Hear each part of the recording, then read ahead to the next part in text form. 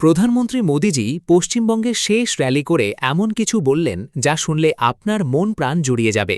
চলুন বেশি কথা না বাড়িয়ে শুনে নিই কি বললেন। পশ্চিমবঙ্গের আমার সকল প্রিয় ভাই এবং বোনেরা,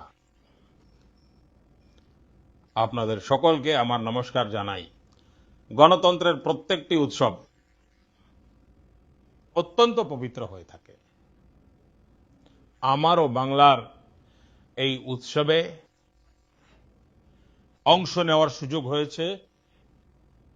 বিগত কিছুদিন ধরে আমাকে আপনাদের সকলের সামনে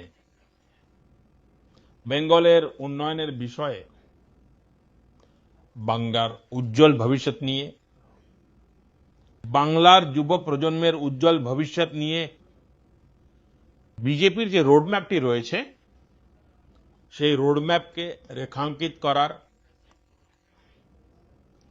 আপনাদের সকলের সামনে উপস্থাপন করার সুযোগ পেয়েছি। আজ সন্ধ্যা 5টার সময় নির্বাচনী প্রচার শেষ হতে চলেছে। এই নির্বাচনের আমার শেষ র্যালিটিও এইমাত্র শেষ হয়ে গেছে। আমি এখন এই পত্রটির মাধ্যমে বাংলার আমার প্রত্যেক পরিবারের সদস্যকে কৃতজ্ঞতা তো প্রকাশ করতে চাইছি, কিন্তু আমার নিজের মনের ভাবও ব্যক্ত করছি। বন্ধুগণ, এই নির্বাচনী প্রক্রিয়ার সময় আমি বাংলায় এক অন্য ধরনের শক্তির অনুভূতি লাভ করেছি।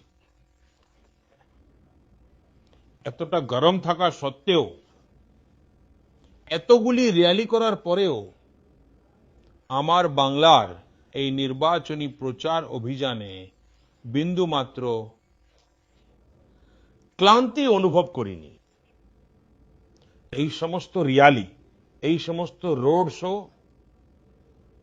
আমি অনুভব করতাম যেন আমার এক তীর্থযাত্রা হচ্ছে। আমি যখন মা কালীর ভক্তদের মধ্যে যেতাম, তখন সম্ভবত মা কালী নিজেও আমাকে ক্রমাগত নতুন শক্তিতে পরিপূর্ণ করে দিচ্ছিলেন।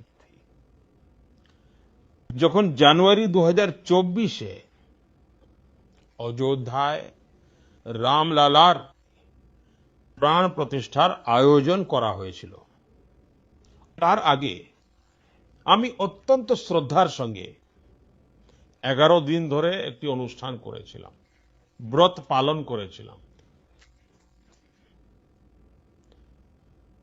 আমার এমনটা অনুভব হয় যে সেই সময় প্রভু শ্রী রামচন্দ্র আমাকে অসীম শক্তিতে ভরিয়ে দিয়েছিলেন। এই নির্বাচনেও আমার সেই একই অনুভূতি হয়েছে, যেমনটা কোনো দেবী দেবতার মন্দিরে দর্শনের সময় হয়ে থাকে।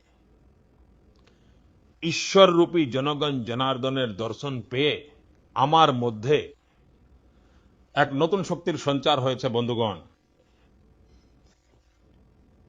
বাংলার সমস্ত র্যালিতে এবং রোড শোতে আমি এত বেশি আন্তরিকতায় ভরা বার্তা আর ছবি পেয়েছি যে আমি সেগুলোকে কোনো দিনও ভুলতে পারবো না। র্যালি এবং রোড শো শেষ হওয়ার পর যখনই প্রথম সুযোগ পাই, আমি রাত্রে খুব নিশ্চিন্ত মনে সেই ছবিগুলোকে দেখি। আপনার ভালোবাসায় ভরা বার্তাগুলো, আপনার পাঠানো চিঠিগুলো পড়ি আর নিজের উত্তরও লিখিয়ে নিই। সে যুবক যুবতীরাই হোক, বোনেরা হোক বা মেয়েরা হোক, গুরুজনেরা হোক, প্রত্যেক বয়স গোষ্ঠীর বন্ধুগণ, আপনাদের মধ্যে স্নেহের যে ভাবটি প্রকাশ পায়,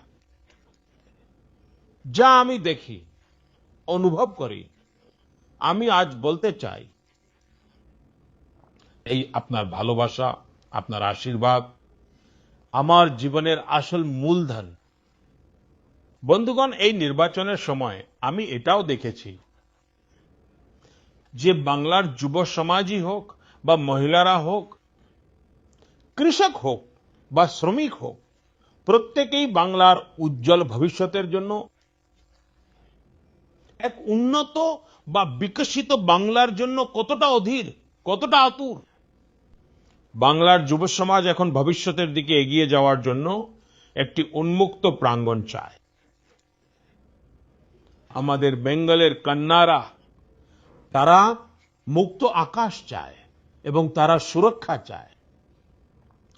বাংলার প্রত্যেকটি নাগরিক, প্রত্যেকটি পরিবার একটি মাত্র সংকল্পের সাথে এগিয়ে চলেছে। আর সেই সংকল্পটি হলো এখন পরিবর্তন করেই ছাড়তে হবে। এই পরিবর্তন এখন বাংলার জনসাধারণের সংকল্প হয়ে উঠেছে। সাধারণ মানুষ এটাই বলছে। অনেক ভয় দেখিয়েছেন, অনেক হয়েছে। এখন আর ভয় নয়, এখন ভরসা চাই। এখন ভারতীয় জনতা পার্টিকে চাই বন্ধুগণ। বেঙ্গলের সেবা করা, বাংলাকে সুরক্ষিত রাখা, এটা আমার পরম দায়িত্ব। বাংলার সামনে উপস্থিত হওয়া প্রত্যেকটি কঠিন পরিস্থিতিকে সুযোগে পরিণত করা, এটা আমার ভাগ্যের মধ্যেও আছে এবং এটা আমার দায়িত্বও বটে। আমি আমার এই গুরু দায়িত্ব থেকে কখনোই পিছু হটব না। আমি আপনাদের ভরসা দিচ্ছি যে এই বাংলায় বিজেপির মুখ্যমন্ত্রীর শপথ গ্রহণ করার যে উৎসব, তা আমরা সবাই মিলে পালন করব। এটা আমার ব্যক্তিগত বিশ্বাস নয়, আমি আপনাদের সকলের ভেতরে এই বিশ্বাসকে অনুভব করেছি। আমার প্রিয় ভাই ও বোনেরা, প্রথম দফার যে ভোটদান হয়েছে তা ইতিহাস রচনা করেছে। এখন আপনাদের দায়িত্ব হলো যে আগামী 29শে এপ্রিল আপনারা বেশি থেকে বেশি সংখ্যায় ভোটদান করুন। গণতন্ত্রের এই পবিত্র মন্দিরে বিজয়ের পতাকা ওড়ানোর আপনাদের কাছে এক অসাধারণ সুযোগ এসে উপস্থিত হয়েছে। আমরা সকলে মিলে বাংলাকে উন্নত করে গড়ে তুলব। আর এটাই হলো মোদির গ্যারান্টি। ব্যাস, আজকের জন্য এটুকুই। আপনাদের একান্ত আপন সেবক নরেন্দ্র মোদী।